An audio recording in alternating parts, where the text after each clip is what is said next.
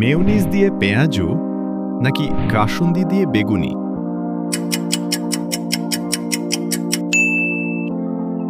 চিনি ছাড়া শরবত নাকি ঝাল ছাড়া ছোলা?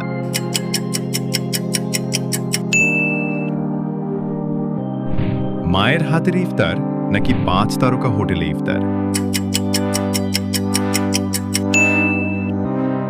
কাবা শরীফ যাওয়া কিন্তু হজ না করা নাকি ইউরোপে ট্যুর?